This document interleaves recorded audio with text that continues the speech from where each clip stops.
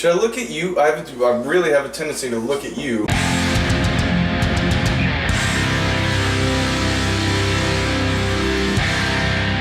Welcome to Cooking at Home. I'm Dave.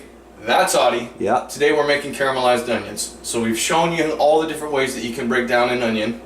We have our leftover French sliced onion, and we're going to show you an absolute primo, like professional technique on how to caramelize onions. Well, this is a little controversial, David. Very controversial, in fact, because there's dozens and dozens and dozens of ways that people do this.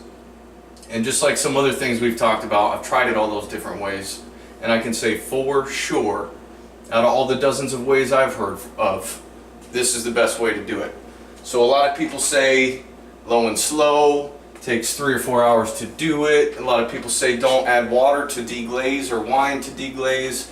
A lot of people don't even start with properly French sliced onions. A lot of people add things like sugar or soy sauce to help add color because they don't get the color that they should have or what's expected with caramelized onions. We don't need any of that. It's as simple as this. Properly French sliced onions. We've shown you how to do that, so you can practice and do that yourself. Nice little wooden spoon. One good saute pan. I got the heat all the way up to high full blast, and it's going to stay all the way up to high full blast the whole time. And a little thing of water on the side that we're going to use to deglaze every once in a while. Perfect. We're going to start with a little bit, tiniest little bit of oil. You definitely don't want to use too much oil because these onions are going to cook down significantly, and you don't want them to be greasy. So how much oil would you say that was? I'm going to say exactly enough to barely coat in a thin film the bottom of this pan. And only enough for that. Right. So no matter how big or small your pot is. Depends on the size pan you're using, depends on how much onions you're using. All you need is enough to barely coat the bottom of that pan. Perfect. And I can already smell, oh, the peppery deliciousness of that olive oil. So this pan is nearly hot, and you want it to be really, really hot the whole time, because we're in fact burning these onions. That's what caramelization is. We're burning the sugars and the starches and maybe some of the proteins in these onions, and that's where you get that browning color from. And we're going to make these really, really dark. As we go through the different shades of color throughout this process, you can really stop at any time. Depends on what you want for what you're going for. I think we sort of prefer ours as dark as you can go. Sure. Basically in almost any case, because it has the most rich flavor. Okay, you see the smoke coming off of our pan there? You getting that? Yes, I am. Okay, onions in.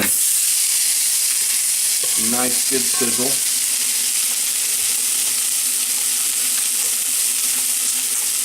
Normally when we put things in a pan, we'd kind of start seasoning it already.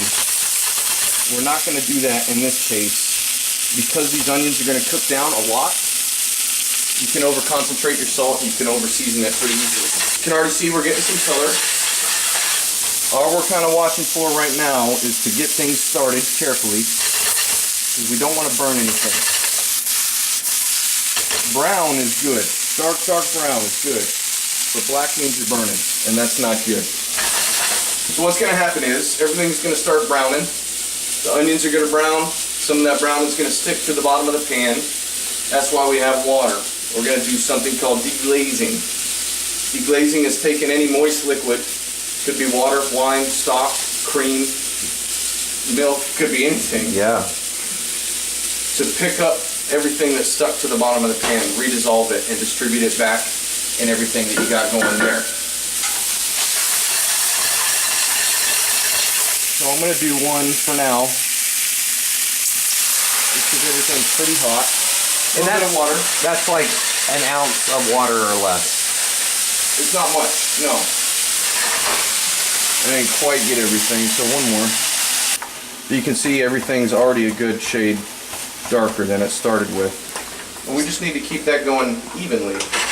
We're just going to keep doing that step of adding a little bit of moisture into the pan, deglazing the pan until our onions are good.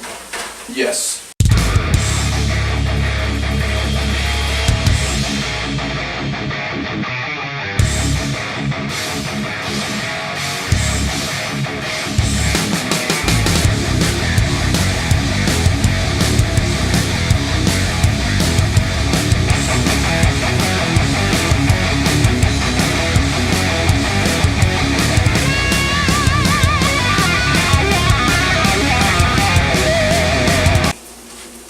that good sizzle going? Yes, I do. Smells fantastic. Smells good. So we're getting down to the very end here.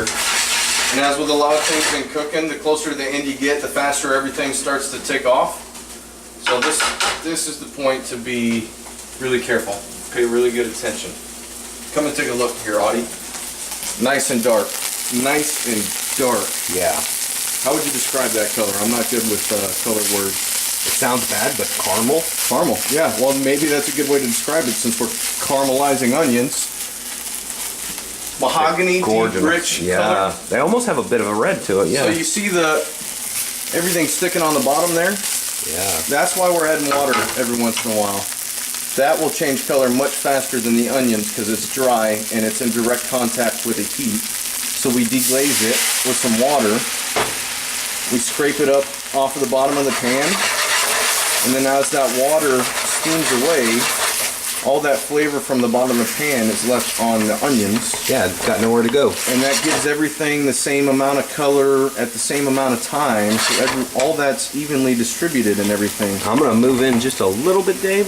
Okay. Because I'm going to show them there's not one single speck of black No. anywhere. I think this is a good example of nice and dark. We haven't added sugar or soy sauce or Worcestershire or anything. This is just onions. I haven't even added salt yet. That's true. So we really did caramelize these Salt, onions. I mean, it's onion, water, and heat. And heat. Okay, yeah. Good way to say it. This is proper caramelized onions. Yes, it if is. you do it any of the other ways by adding other things to it, that's not caramelized onions. So all I'm going to do now is I'm going to cook off the excess moisture from the water and the onions and get it to a level, not dry, but kind of pasty.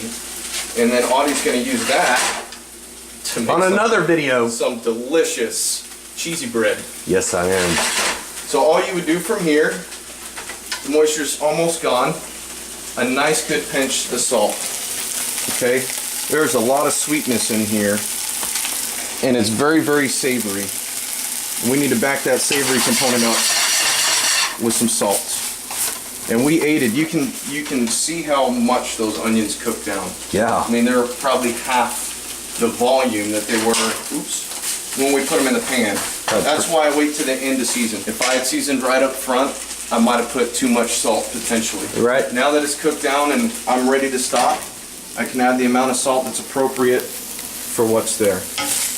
Oh, it looks so good. What kind of things do you use this for? Think of it this way. It's a great flavoring to other things. Yes, it is. And it's very, very savory.